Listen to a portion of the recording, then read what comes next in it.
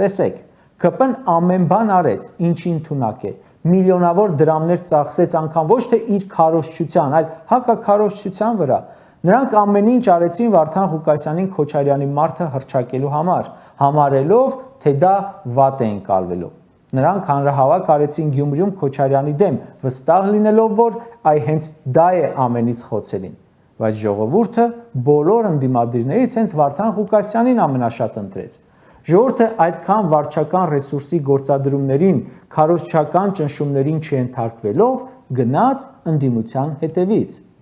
Ավագանի անցած 4 ընդդիմադիր ուժերն էլ այն ուժերն են, որոնք հանդես էին գալիս ԿՊ-ին արմատական քննադատության դիրքերից։ Այն որ ասում են ԿՊ-ն մեկ է շատ ձայն է տարել, ես դա չեմ ընդունում։ Եթե մտնեին ավագանի նաև ԿՊ-ին աջակից ուժեր, կասեինք հա, բայց ժողովուրդը 50 եւ ավելի տոկոսով քվեարկել է ընդդիմադիր, արմատական տրամադրված ուժերին։ Հետևաբար քաղաքացիները մեծամասամբ հակաիշխանական են։